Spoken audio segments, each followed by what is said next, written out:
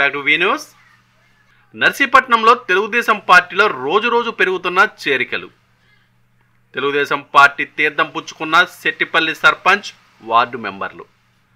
మాజీ మంత్రి చింతకాల అయ్యన్న పాత్రుడు పసుపు కండువాలు కప్పి సాదరంగా ఆహ్వానించారు.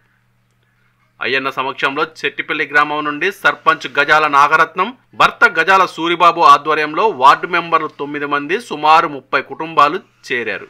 ఈ సందర్భంగా అయ్యన్న మాట్లాడుతూ ఆంధ్ర రాష్ట్రంపై తెచ్చిన అప్పుకు 50,000 కోట్ల రూపాయల వడ్డీ కడుతున్నారని అన్నారు.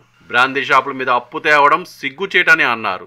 ఈ కార్యక్రమంలో తెలుగుదేశం పార్టీ రాష్ట్ర ప్రధాన కార్యదర్శి చింతకాల విజయ్, జడ్పీటీసీ రమణమ్మ, మండల నాయకులు, అధిక సంఖ్యలో మహిళలు, తెలుగుదేశం పార్టీ కార్యకర్తలు పాల్గొన్నారు. చూస్తాం సార్. ఆ రోజు బ్రహ్మరథం పెట్టారు. అసలు నన్ను తీసుకెళ్ళి ఆ ఊళ్ళో పెద్ద ఊరేగం చేసి చెట్టిపల్లిలో ఆ ఊపు చూసి మిగతా ఊర్లో ఆ ఊపు వచ్చింది.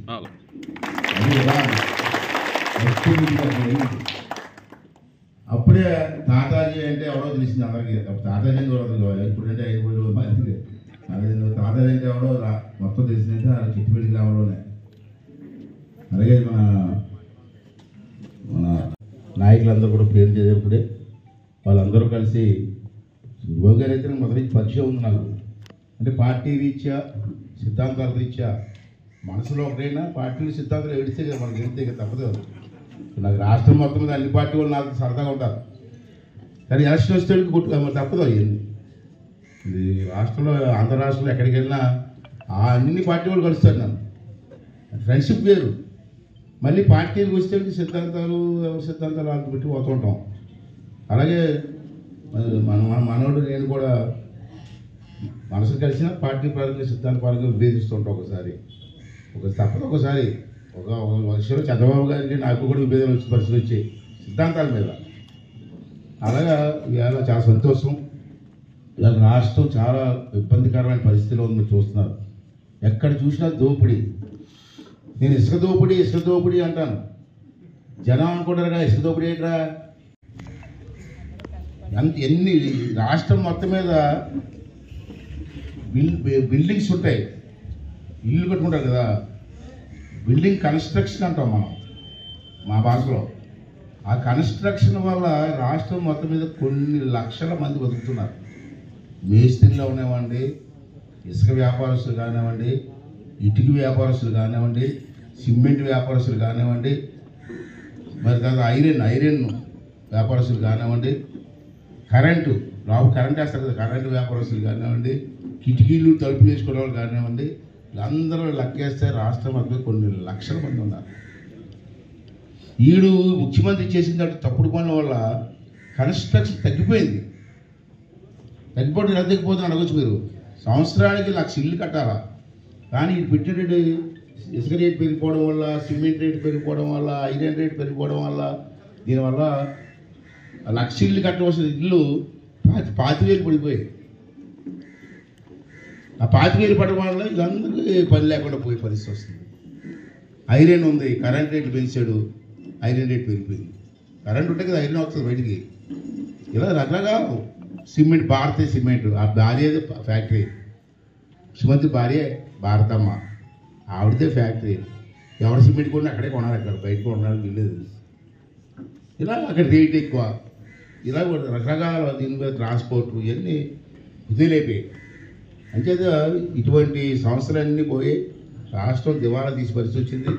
ఇవాళ తెలియదు 50 కోట్ల రూపాయలు అంతేనా, 50,000 కోట్లు రాసుకున్నారా?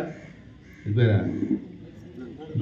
సంవత్సరానికి 50,000 కోట్లు వడ్డీ కడతాడండి. ఇటు చేసిన అప్పు 50,000, 50,000 కోట్లు. ఎప్పుడు తీరుతుంది? ఎక్కడ తీరుతుంది?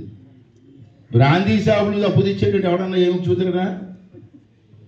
బ్రాందీ షాపుల మీదకి అప్పు తెచ్చాడు. ఎన్ని సంవత్సరాలు తెలుసా? 25 సంవత్సరాలకు 25 సంవత్సరాలకు అప్పు తెచ్చాడు. ఇది 3 నెలలు జైలుకి పోతాడు. ఇడు అప్పుడు కడతాడండి. చంద్రబాబు కడతారా లేకపోతే పవన్ కళ్యాణ్ గారు కడతారా? ఎవడన్నా బుద్ధున్నవాడు ఎవరన్నా అప్పు తెస్తారండి బ్రాందీ షాపుల మీద? గెలిచిన వెంటనే బ్రాందీ షాపులు తీసేస్తారని ఆడవాళ్ళందరికీ మాటిచ్చాడు. మాటిచ్చి అప్పు తెచ్చాడు. అది మగాడు. ఇటువంటి పరిస్థితి వచ్చింది. పిల్లల భవిష్యత్తు పాడైపోయింది, అన్నీ అయిపోయి వేళ రాష్ట్రాన్ని కుదీలు చేసి పరిచాడు. ఎక్కడ చూసినా అప్పు, ఒక రిజర్వాయర్ లేదు, రాజధాని లేదు, అన్నీ చాలా ఇబ్బంది పడే పరిస్థితులు ఉన్నాయి. ఇవన్నీ చక్కదిద్దాలంటే సరైన నాయకత్వం కావాలి. నాయకత్వాన్ని పెట్టి కదా నేను బాగుంటే నా వెనకాల బాగా నడుపుతారు. నేను పడిమాలని అయితే నా వెనకాల పడిమాలని ఉంటారు. అంచేత లీడర్ అన్న వాడిని సరైన లీడర్ని ఆలోచించే శక్తిని మనం పెట్టుకోవాలి మనం. అందుకే పవన్ కళ్యాణ్ గారు కూడా మాట్లాడారు, మన చాలా మంచి మాట అన్నారు. నువ్వు రాజకీయ నాయకుడిగా, ఒక కార్యకర్త రాజకీయ నాయకుడిగా ఎదుగునోడు చూసావు జగన్మోహన్ రెడ్డి. ఒక విప్లవకారుడు రాజకీయ నాయకుడు అయితే ఏంటో చూపిస్తాను సంగతి చూస్తాను కదా. రాజకీయ నాయకుడు అయితే పరిస్థితి ఎలాగుంటే నీకు చూపిస్తాను అన్నది. ఆ డైలాగ్ ఎంత పవర్ఫుల్ డైలాగ్ తెలిసేది. సినిమా డైలాగ్ కాదు, బయట మాట్లాడేద్దాం, స్టేజ్ మీద మాట్లాడాడు. అంచేది అందరూ కలిసి పనిచేయాలని నిర్ణయానికి వచ్చాం. నేను కూడా ఆ రోజు చంద్రబాబు చెప్పాను, కల్లారా సార్ తప్పదని. మా నాయకులు కొంతమంది అన్నారు కానీ నేను ఒప్పుకోలేదు. ఎందుకు మాట్లాడానంటే రావణాసురుడిని చంపడానికి చంపాడమ్మా. రాముడు దేవుడే కదా మనకి, రోజు పూజ చేస్తాం కదా మనం. రాముడు వెళ్ళి బాణంతో కొట్టి రావణాసురుడు చంపాడు, ఒక బాణంతో చచ్చిపోతాడు. కానీ చంపలే, అందరు సాయం కోరాడు. ఆంజనేయుడు సాయం తీసుకున్నాడు, కోతులు సాయం తీసుకున్నాడు, ఉడత సాయం తీసుకున్నాడు. అప్పుడు రావణాసురుడు తమ్ముడు విభీషుడు సాయం కూడా తీసుకొని అప్పుడు రాంబాణంతో కూడా చంపాడు. అలాగే చంద్రబాబు చెప్పాను నేను, మీరు పవన్ కళ్యాణ్ గారు కలిసి అందరు సాయం తీసుకొని ఈ దుర్మార్గాన్ని రాజకీయ సమాధి చేసేప్పుడు చెప్పాను. ఇటువంటి దుర్మార్గం సమాజం అనుభవం కారణం నాశనం చేసేస్తున్నాడు. కొట్టాలని చెప్తే అప్పుడు మా పాపం ఇద్దరు పెద్దలు కూర్చొని మాట్లాడుకొని ఒక ఒప్పందానికి వచ్చారు. ఒప్పందానికి వచ్చి ఈవేళ అందరం కలిసి సీట్లు కూడా సర్దుబాటు చేసుకున్నాం. చర్చనే ఉంటాయి, మిస్టేక్లు ఉంటాయి. నేనే చెప్పిన అవసరం లేదు, నా సీట్లు కూడా ఇచ్చేది చెప్పిన ఆలోచన. ఒకవేళ ఈ రాష్ట్రం కోసం అదే నాకు సీట్ ఇవ్వకపోయిన పర్లేదండి, మిస్టేక్ ఇచ్చుకోండి చెప్పారు. తప్పదు, ఒక్కోసారి తప్పదు, తగ్గాలి, ఎవడో ఒకటి తగ్గాలి. అడిగితే అందరికీ కావాలి, ఎక్కడ ఎవడో తగ్గాలి. రాష్ట్రం కోసం ఎవడో తగ్గవలసిందే. నేనే తగ్గుతానని చెప్పాను. అంటే రాష్ట్రం నుంచి మన పిల్లలకు మన ఎన్నాళ్ళు ఉంటామండి. నాకు 67 సంవత్సరాలు వచ్చాయి, మహా అయితే ఒక 5-6 సంవత్సరాలు 7 సంవత్సరాలు ఉంటాం. తర్వాత ఎక్కడికి పోతాం. తర్వాత పిల్లల భవిష్యత్తు ఆలోచించాలి కదా. అలాగే ఆలోచించాం, ఒక నిర్ణయానికి వచ్చాం. చిన్న పొరపాటు చెబుతూ ఉంటే ఇది పెద్ద ఆర్గనైజేషన్లో ఆ పొరపాటుని సర్దుబాటు చేసుకొని మనకు ఒకటే దృష్టి, అయ్యనపాత్ర లీడరా, చంద్రబాబు నాయుడు లీడరా, పవన్ కళ్యాణ్ లీడరా, మనవాళ్ళు లీడర్ కాదు. మన ఊరు భవిష్యత్తు, మన రాష్ట్ర భవిష్యత్తు, మన పిల్లల భవిష్యత్తు, ఇదే మన దృష్టిలో పెట్టుకొని పోరాడదాం. తప్పనిసరి విజయం సాధిద్దాం. మీకు తెలుసు 83 నుంచి చెట్టుపల్లి గ్రామంలో ఏదైనా కార్యక్రమాలు జరిగాయంటే పార్టీని దృష్టిలో పెట్టుకోకుండా కళ్ళు మూసుకొని ఆలోచించండి. తెలుగుదేశం టైంలో జరిగేది కాదంటే ఏ కార్యక్రమం మీరు మళ్ళీ పార్టీని దృష్టి పెట్టద్దు. ఎవరి టైంలో జరిగే కళ్ళు మూసుకొని ఆలోచించండి. ఏదైనా జరిగిందంటే మన టైంలో జరిగింది. సిమెంట్ రోడ్లు కానీ, అన్ని స్కూల్ కానీ, నీళ్ళ ట్యాంకులు కానీ, రవణాపల్లి ఆవిడ నీళ్ళు మీకు వచ్చింది కాదు.